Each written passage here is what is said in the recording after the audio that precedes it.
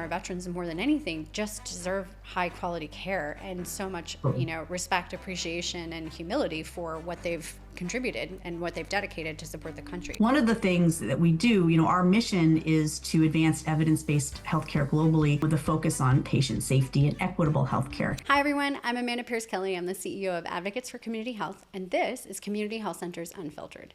This show where we look beyond the headlines and dig into the real people, policies, and innovations shaping community-based care. Today, we're talking about an issue that demands both urgency and compassion: how we care for our nation's veterans.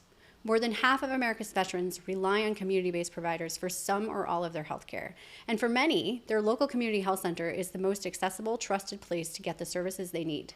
But meeting the unique needs of veterans requires more than good intentions. It requires training, coordination, evidence-based practices, and a deep understanding of the experiences veterans carry with them long after their service. That's why I'm so excited about today's guest. We're joined by Shannon Kooker from ECRI, one of the nation's leading organizations committed to advancing patient safety and healthcare quality. Shannon is a nurse, infection preventionist, healthcare quality and safety expert, a military veteran, breast cancer survivor, and brings years of experience helping providers strengthen their systems, improve outcomes, and deliver care that truly honors those who have served. In our conversation, we're going to discuss the gaps veterans often face when navigating non-VA care, the role that health centers can play in bridging those gaps, and the tools and strategies that can help health centers better serve this diverse and historically underserved population. So settle in. This is a really important conversation because when we strengthen care for veterans, we strengthen care for our entire community. Let's get into it. Shannon, it's really nice to be with you today. And to get us started, can you just introduce yourself and tell us a little bit about your work and your background? Good morning. My name's Shannon, and I'm a nurse. I've been working at ECRI now for about 6 years. And ECRI is a nonprofit patient safety organization. We're headquartered near Philadelphia, Pennsylvania. Prior to coming to ECRI, I actually took care of patients in a hospital in southern Maine. Started my nursing career in Maine. Prior to becoming a nurse, though, I served in the United States Air Force. I enlisted. I became a medical laboratory technician. And that's really where my love of healthcare began, was working in the lab, taking care of patients, having diagnostic testing. Inspired me to get on the other side, to actually be the person delivering the care to the patients. And so I've been in nursing for over 20 something years now. And I'm really fortunate that throughout my career, I've had opportunities to not only care for patients, but also work with healthcare organizations to help them deliver safer care to patients. Currently in my role at ECRI, I lead 5 different teams, including our patient safety organization. We are listed by AHRQ, or the Agency for Healthcare Quality and Research, as a PSO. We have healthcare organizations that we work with, including all of the FQHCs in the country, to help them understand why preventable harm occurs and how we can work with them to identify those contributing factors so that we can prevent that harm from happening in the future. I also lead our team, our evidence-based practice team here at ECRI. We've done a lot of guideline work for the VA and other organizations. So whenever anyone is trying to develop a evidence-based practice guideline or any resources for clinicians where we're able to evaluate the evidence and make sure that they truly have evidence that's credible, that's driving practice. That's great. Well, let me start by saying thank you for your service. And I would say also thank you for leaning into the population, because I think it's a really important part of the bigger healthcare picture, but also a population that, from a healthcare perspective, is vitally important that we care for with intention and thought, but I think also is often overlooked. And so that's part of why I was so looking forward to having this conversation today. And would you just go a little bit deeper about how did ECRI start and what is this story, and sort of connect the dots for us in terms of the journey that has brought you to today? Yeah, absolutely. So ECRI is, as I mentioned, a nonprofit organization. We've actually been around for close to 60 years. So for a long time, we were founded by Dr. Joel Noble, who was a physician in the Philadelphia area. And Dr. Noble was caring for a patient one day, and the patient went into cardiac arrest. And when he went to try to resuscitate the patient, the equipment that he used actually failed. And at that time, he found that, of course, to be unacceptable, how a post-market device that's intended to save a life would do just the opposite. So he, at that point in time, he really committed the rest of his career and life to patient safety. And he formed ECRI, but back then it was known as the Emergency Care Research Institute. So that's where the ECRI comes in. And he, actually built ECRI with his own two hands. And he had got some of his biomedical engineering colleagues to join him. And they built a lab, a testing laboratory. And he said to healthcare providers around the country, send us your equipment and we will test it for you to make sure that it works as intended. We have that was 60 years ago. We've grown a lot since then. We're still the largest independent device testing lab in the United States.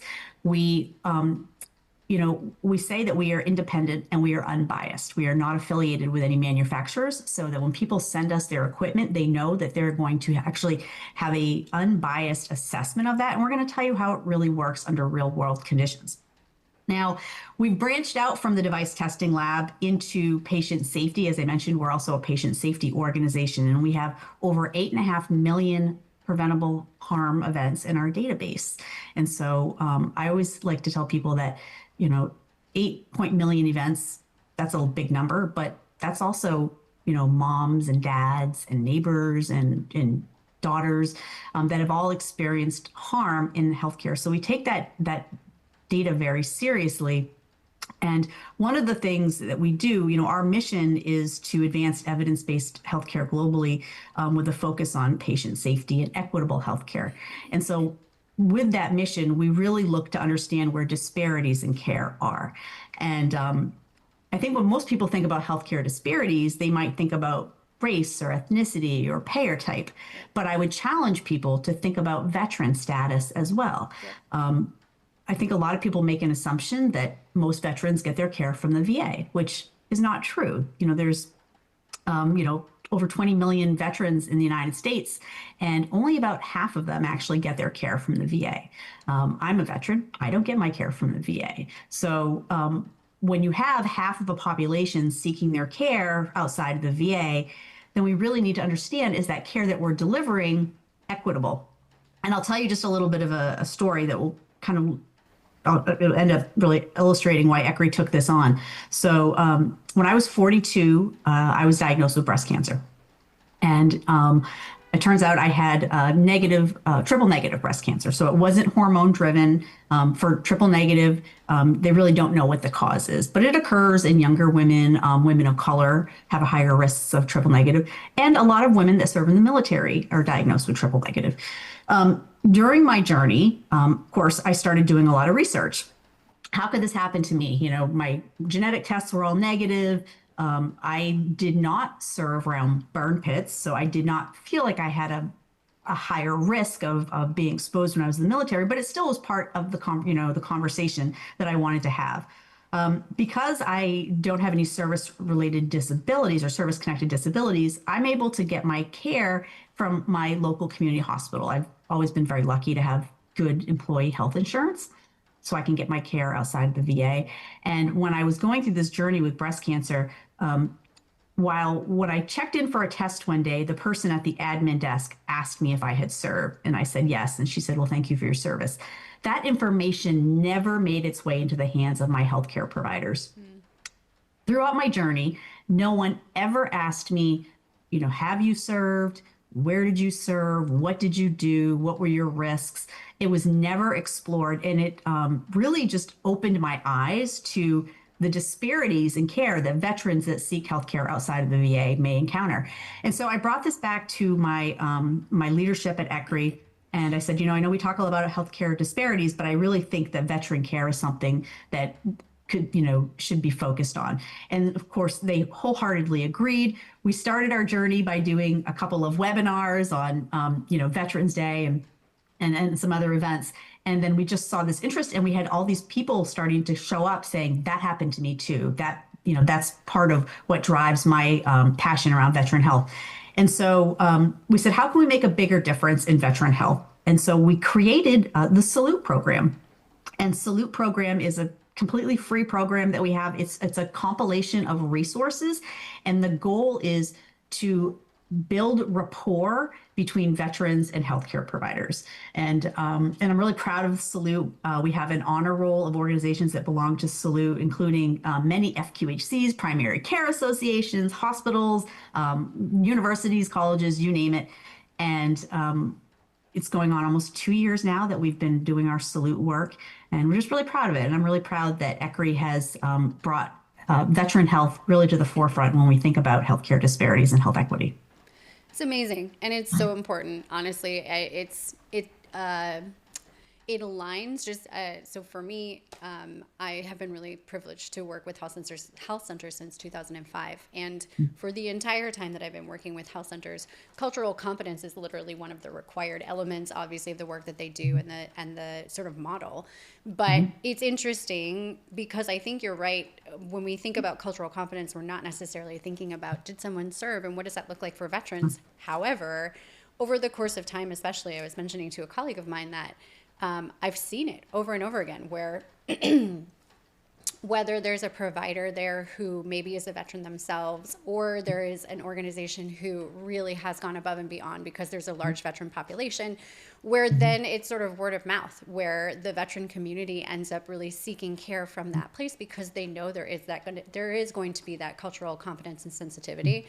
So I give you so much support and accolades around thinking about how do you equip providers and different types of healthcare organizations to do that properly.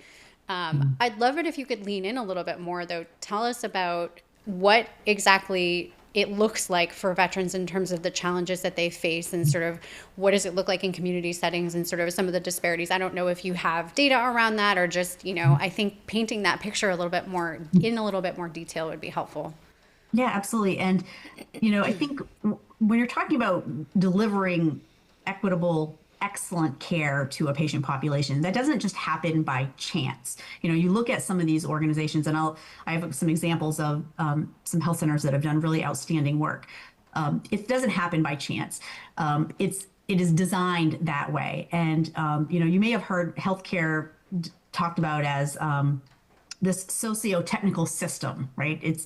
And a lot of work has been put into helping to make healthcare better and safer over the decades. And, a lot of people will compare healthcare to other high-risk industries like aviation, for example, and saying, well, you have to design the system. But the issue with healthcare is that we are humans caring for humans with technology. So it's not as easy as a checklist. It really is about understanding the system in which we deliver that care. And when you talk about veterans, you have to look at it through a different lens. When you think about the physical environment of a health center, veterans who have PTSD, they may not be comfortable with a door to their back. When you talk about you just mentioned yourself, engaging employees around veteran health, it makes sense to ask, do we have any veterans that are clinicians, that are champions? So it's really thinking about the entire system in which we deliver care. Now, certainly when you're thinking about opportunities to improve veteran care in any kind of health setting, but, even in a community health center, it's really important to understand the perspective of the veteran. And like you said, some of those challenges that they may experience. And there's many, right? There's many hurdles to overcome here, from enrollment and eligibility, which can be a primary barrier to many veterans, particularly during that transition from active duty or even when they're, not just perhaps getting out of the military, but retiring or whatever it may be. But it's overwhelming and scary to navigate that system of enrolling and then understanding all of the different rules. There's a lot of stigma associated with being veteran. I think a lot of people, I was actually just on a call earlier today talking to some folks that are doing some really great veteran health work, and just saying how a lot of healthcare providers are afraid to ask the question, have you served? Because they feel like they may, offend the veteran. Some veterans will not speak up and say, yes, I served, because of the stigma they may feel that might bring upon them. And then the third major barrier, I would say, is definitely around social determinants of health. There's transportation and housing and employment. All of these factors can create really overwhelming challenges for veterans when they're trying to seek healthcare, or whether it's, physical or mental. And I think, as on the other side of this, as a healthcare provider, particularly in that community setting, it's important that we, number one, acknowledge that there's a lot of challenges that perhaps our other populations may not face. But then number two, really get at it from almost an assessment standpoint, say, how are we equipped to be able to help facilitate veterans to overcome some of these challenges? And I think, I give kudos to, having this conversation today, for you all bringing this up, for all the health centers. I mean, there's so many that are doing really, really outstanding work in this space. I think the more that we talk about it, not just the good things, but also the challenges and the difficulty getting there, because we don't want anyone to think this is an easy journey to be able to create that environment. It takes a lot of thought, a lot of resources, and it takes a lot of leadership support to get there. Yeah, 100%. I'm excited to get into the details around some of the models and the examples that you see at health centers. Before we even go there, though, Shannon, and you began to get into this a little bit, but I think it is worth talking a little bit more about, like, what does it actually look like in terms of the things that are unique from a clinical and a behavioral health perspective in terms of the needs of veterans, and what health centers and others need to be aware of as they're sort of beginning to do this work. And just, again, to your point, like, perfect example of something you said earlier, where they may not want to have the door behind them. If you're somebody with PTSD, and that's not going to be first nature for a lot of providers who have traditional clinical training, but haven't necessarily, had to work with this population. So can you talk a little bit more about that? Yeah, absolutely. When we think about unique service-related health risks, there's generally two ways to look at it. You have the physical health risks, and that can be, just wear and tear on the body, muscular skeletal issues, traumatic brain injury, lots of the different physical things that can be exhibited. But of course, a lot of the focus is on the mental health piece. And certainly we know that veterans have higher rates of PTSD, substance use disorders. Moral injury is something that not a lot of people talk about, but we're hearing of more and more. And in the treatments for a lot of these things are complex. And so from a clinical standpoint, or even an operational standpoint, within a community health center or any care setting, understanding what are those risk factors that veterans are going to present with is really important. We know that studies show that at least 1 in 4 veterans will have some kind of mental health disorder, or a physical disorder, or injury when they're separating from the military. So you can, pretty much plan for, when you're assessing veterans, to start to get your mind right in thinking about what are some of those health risks that they may walk through your door with. The mental health piece, and I just want to stay on that for just a moment too. Another gender disparity is that a lot of people, they assume that, a male veteran may have a higher rate of mental health issues, where actually the reverse is opposite. We're seeing more and more data coming out now that's showing that women veterans have higher rates of depression, higher rates of PTSD, and higher rates of suicide. I think having clinicians be comfortable with starting to have some of those conversations, be comfortable with using some of the tools that are out there. There's some really great work that's been done by other organizations, published in the guidelines, that clinicians within health centers can use. They don't have to reinvent the wheel. There are assessment tools. There's a depression screening, suicide risk screening tools that are established that are relatively easy to use. I would say the more difficult part is what to do next when you have those conversations with veterans and you identify that this veteran, man or woman, might be at a higher risk of depression, maybe at a higher risk of suicide. What are then the resources that you can connect them to? What are the referrals that you have to make? I think that's where a lot of the care coordination comes into place. And that's where we see oftentimes a lot of stumbling blocks for the clinicians that are trying to provide care. Yeah, it's interesting. So, it's a little bit of a sidebar for me, Shannon. I have the privilege of wearing 2 different hats. And so one of my other hats, I'm the CEO for the Association of Clinicians for the Underserved. And at ACU, we actually have a program called Suicide Safer Care, and it is specifically to train primary care providers around what to do next. It's sort of the amount of training when you're going through your clinical training for suicide prevention and just all of it is so limited. And so what we've found over the course of years of doing this work is that a lot of providers just don't feel equipped. It's not that they're not doing the screenings, but to your point, it's sort of what happens next. And, by no means are they the one that are charged with, becoming the primary point of contact or in the mental and behavioral health space. However, there's certain language, and even just doing the training, providing the resources. And so Suicide Safer Care has been a tremendously impactful program just to help primary care providers to gain that extra support and do that training. But I would venture to say that there's another layer, and I'm excited to do some follow-up. There's another layer specifically for veterans in this space. And it's also really fascinating to hear you say the disparities or sort of the data around gender, and sort of the assumptions that are made, whether it's men or women in this space.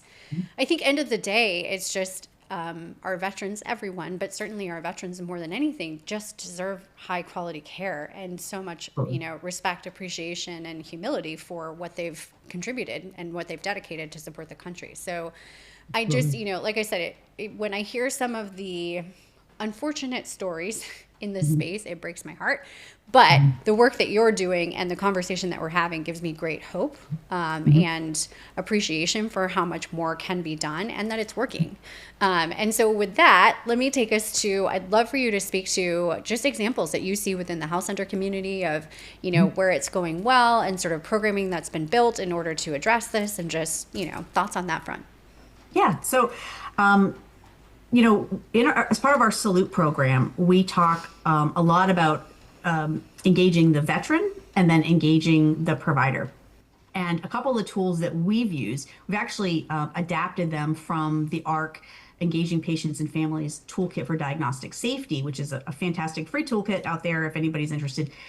We took these tools. The patient-facing tool is called the Be the Expert on You tool. And it's designed to be given to a patient prior to their visit.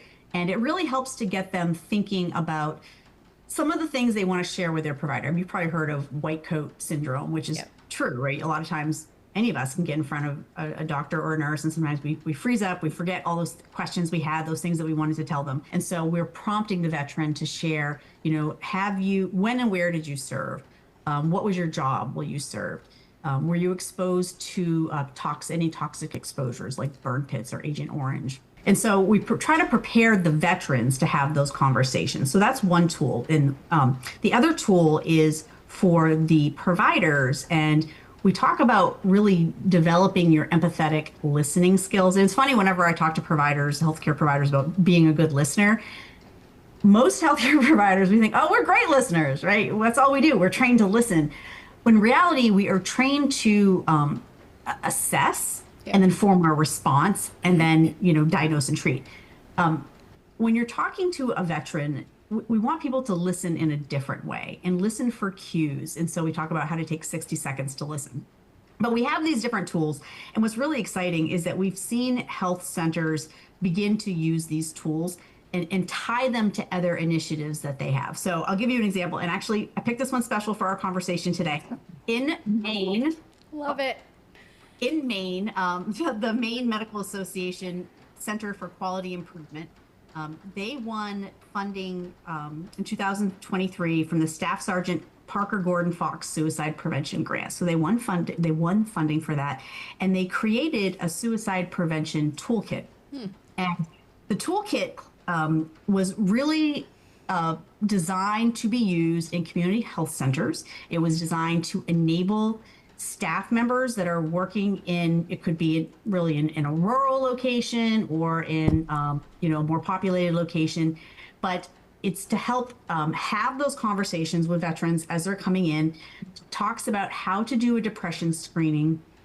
If the depression screen is positive, then it talks about the suicide screening, but then it also connects them to local resources in Maine. I know they collaborated with the Maine Bureau of Veterans Health, the National Alliance on Mental Health, and they also pulled in some other organizations like the Health Affiliates Maine, the Maine Crisis Line, Maine VA.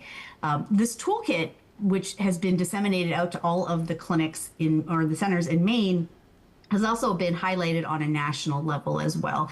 They've been featured on many different national programs, and we've had lots of different states that have asked for it, so we've been able to disseminate it. But what I really liked about this was they created something pretty simple, but it's that combination of engaging the veteran and also empowering the healthcare clinicians to have those conversations. That's one example. I want to share another example from near where I live here in Pennsylvania, Adagio Health, which is a women's health clinic, actually a group of health centers out in Pennsylvania, Western Pennsylvania. They took a really unique approach. They serve West Virginia and Pennsylvania. They started to see several years ago that they had increasing numbers of women veteran that they were serving. And a lot of these women were struggling with not just reproductive issues, but also mental health issues, and just general wellness. And so what they did was they actually worked with the RAND Corporation, which is a group that does research. And they did a really in-depth study, a needs assessment around the women that they serve, as well as the services that they offered. And I think this is really unique because, number one, you don't see a lot of organizations that invest time and resources into truly analyzing at this level the type of needs that their population has. So they took the results of the RAND study and they actually they transformed the way that they deliver care. Some of the really impressive work that they've done, they formed just community engagements and partnerships across Pennsylvania and West Virginia with other organizations to help provide free care to women veterans. They have a specialized care navigation program. And so they actually have a veteran who works for them, who is their women's veteran care navigator. They have nutrition and wellness programs. And one of the more unique programs that they have, which I just love this one so much, is that they did it's called I Am Not Invisible. And it's a photo exhibit. And they were able to highlight women, patients, veterans, and through highlighting their photos, tell their stories of what their experiences were when they served, but also how that experience has really informed their life since they got out. It's just a really powerful story. But again, a comparison and contrast of two different organizations that serve people in the community, how they really were able to identify what the needs are of their patient populations that are veterans and create resources that are tangible, that are pragmatic, able to be applied, and also reproducible, which I think is really important because certainly there's, community health centers, FQHCs, hospitals around this country that are, stuck right now thinking, gosh, we have these veterans, there's an opportunity for us to help, but, where do we get started? Right. So I love that we're having this conversation and I'm smiling because one, it's great to hear about those two models. But there's another piece to it, which to me, it's like, this is so aligned and foundational to health centers. Part of a couple things that you're saying really jump out at me. One, the importance of engaging the patient. And in this case, veterans specifically, like giving them a voice in how to design a program that is actually going to serve them. And functionally, Shannon, I mean, I'm sure you know this from all the years of working with community health centers, but the consumer majority board exists for that reason. It basically is to say, look, the people and the community that we're serving need to be a part of the governance and the design of the organization in order for this to be successful. So, kudos to Jack Geiger and Count Gibson when they, designed the program with that in mind and all of the incredible wisdom that they had. But I think the other piece is the partnership, is that health centers are incredible and they have all of these unique capabilities in terms of the cultural competence and the providers they have and all of it. But they are not the only organization doing good work, and they are not the only stakeholder in the community to help further what is actually needed and respond to what's actually needed. And so I think the importance of partnerships that comes up in both those models is also really important. And I think, often by necessity, again, that's something that we see with health centers over and over and over again, because they can't be everything to everyone, but also just with the intention to be so committed and to fulfill mission, to make sure that they're working with literally any partner they can to be able to accomplish that. But I think the unique needs and the importance of what this looks like for veterans specifically is really important, and something that doesn't get talked about enough. And so again, that's part of my excitement for the conversation today. And I think, leaning into the partnership conversation a little bit more, both of those examples were really helpful, because I think you called out, in Pennsylvania, that it was a lot. It was an array of partners that were participating in order to forward that. And then there were a couple of key partners in the main example. But I would say in general, or my question for you, in general, are there specific partners that you would call out for health centers to think of or lean into off the bat, to sort of, if they want to do more in this space and sort of build some of this programming, are there key partners that they should start with or think of first? Yeah, I would, I think a couple of groups that come to mind would be the offices of rural health. We know that there are higher percentages of veterans that seek care outside of the VA in rural areas. And so they make really wonderful partners. They often, the missions are aligned, particularly, when it comes to funding and policy development, they're great partners. And also primary care associations. Yeah. I think primary care associations can really provide that leadership. There's strength in numbers for sure, advocacy, and connections to some of the government and both state and federal agencies that can help support. So I think by having alignment with those types of groups, also there's veteran service organizations out there, both local, regional, and federal, that again, are aligned in a lot of the objectives and missions. It really is about building the partnerships, and it doesn't happen overnight. I think you have to really be strategic in this work. I think having a plan for how you want to expand your veteran health capabilities is really important. I think having buy-in from the board all the way down to your frontline clinicians that are caring for the patients is important. And again, I said at the top of our time here that this doesn't happen by chance. It's really an approach that requires system redesign. We have an assessment tool that we give to our Salute program teams, and it talks about how to assess for your physical environment, your tasks and processes, your technology, but then your organization. And it says, what are some of the things from an organizational level you want to assess for? Do you have a veteran that sits on your board? If you have a patient and family advisory council, do you have a veteran that sits on that? Do you have partnerships with local nursing schools or medical schools? There's some fantastic work going on in some of these schools, particularly in more rural areas, because they know that they need to really improve that cultural competency of healthcare providers that are going to be going out into the community doing primary care. So I think it's a matter of really just doing a needs assessment, understanding who those potential partners are in your space, and then just reaching out and making those connections.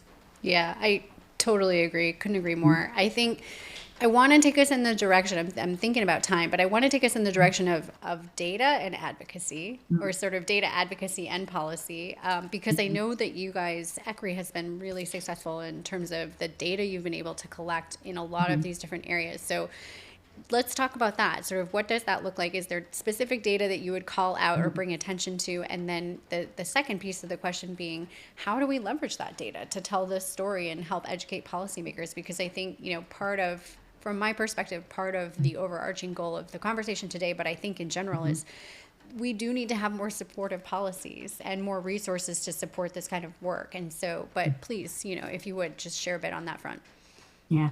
I mean, in terms of the data, we look a lot at, I talked about earlier, preventable harm, right? So what are some of the outcomes of the care that we deliver, and some of those unanticipated outcomes? And I will tell you, especially with veterans, diagnostic safety really rises to the top. And diagnostic errors are probably one of the at least in our data, are one of the top types of harm events that occur, particularly in outpatient care. I think a lot of people tend to think about, harm that occurs in the hospital setting, but when you think about outpatient primary care, diagnostic care, diagnostic errors really rise to the top.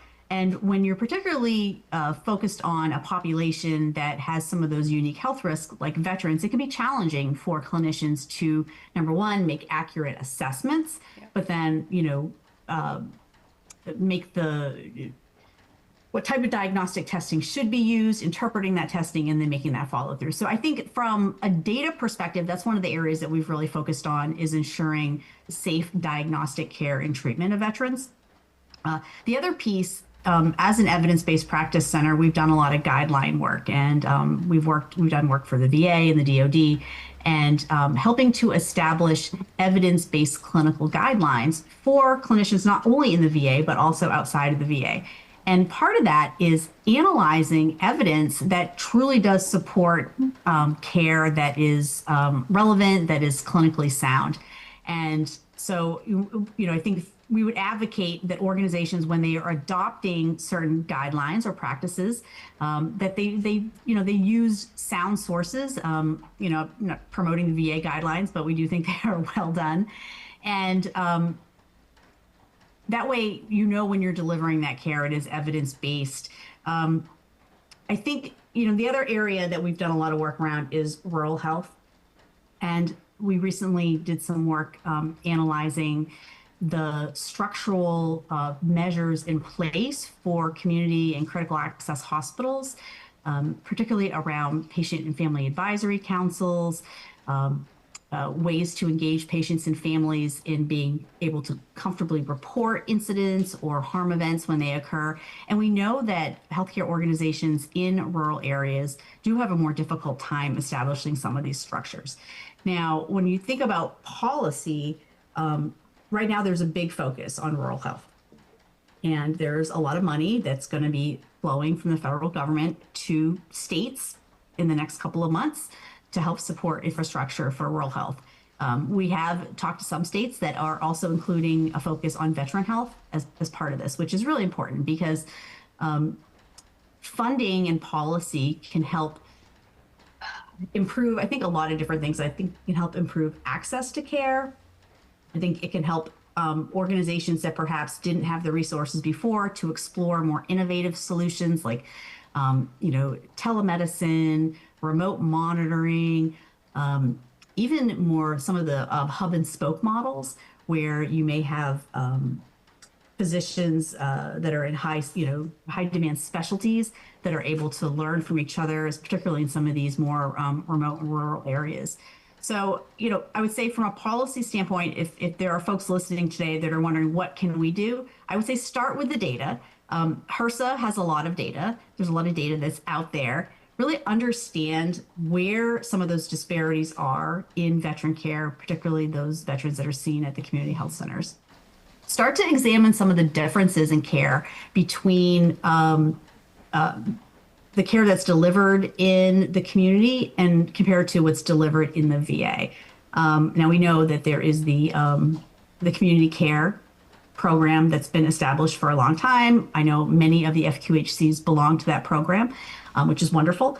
But there are differences there. There's differences in what the VA does and what the expectations are in some of those community health centers and those community settings. So I think it's important for policymakers to be able to understand what are some of the differences, where are the opportunities to improve the quality of care in the community compared to the VA, and then what resources are going to be needed to really help get them there. And then the final piece I would say is to understand the perspective of the care from the veteran. We certainly focus a lot in our country in healthcare around patient experience.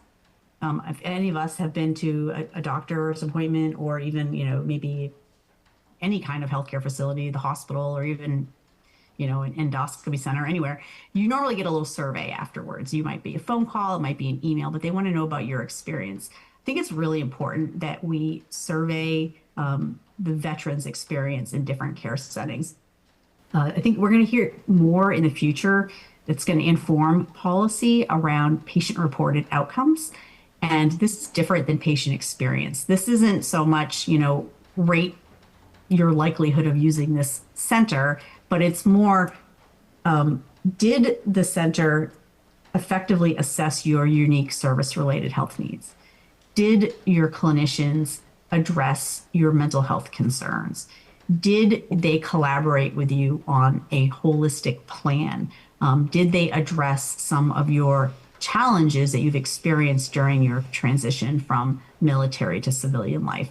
These are outcomes that are not related to lab tests or x-rays. These are real world outcomes that we're getting from the veterans that are really powerful.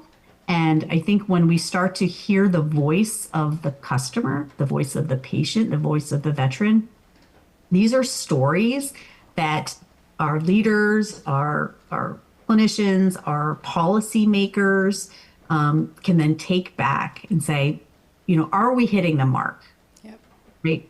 Or do we still have work to do? I think those are all powerful things. So, inform from data, inform from experience, and then also look at are we meeting the standard of care that's expected? Again, I couldn't say it better myself. One final question for you, Shannon. So if there's one thing that you would want for health center leaders to know and think about or sort of walk away with based on our conversation today, or just sort of what they can do going forward, what would that be? Well, the first thing is find a way to ask the question, have you served? Right? And I know there's been some great work done about standardizing this question in health centers. So keep asking that question, have you served? Next, figure out a way to engage veterans as partners in care. And, we've mentioned a couple of tools in our discussion today. We've given a couple of examples, but talk to veterans, understand what they need from this care, and really treat them truly as partners. And then finally, take the time to create a culture among that team in which they appreciate the work that they are truly doing. When you're caring for veterans, you truly are serving those that have served. And as leaders, I think it's really important that we're able to model that behavior for our team members, right? There's an old saying that says, culturally strategy for breakfast. And it's really true. You need to have your strategy, but you also need to be able to grow that culture within your center, your organization, your network that truly understands that veterans have unique health risks and that you are going to resource your teams so that they can be equipped to be able to take those challenges on head on. Shannon, honestly, I can't thank you enough. I want to thank you again for your service, but just so appreciate the work that you're doing. And hopefully this will be the first of a few conversations, honestly, because I think that there's more to talk about and just the work continues. But thank you for joining us today, Shannon Kooker with ECRI. For those of you who are able to join us, I hope you enjoyed the conversation and would invite you to join us again for our next conversation on Community Health Centers Unfiltered. But Shannon, again, thank you so much for joining us today and for all the incredible work that you're doing. Very grateful. Thank you for having me. Thanks.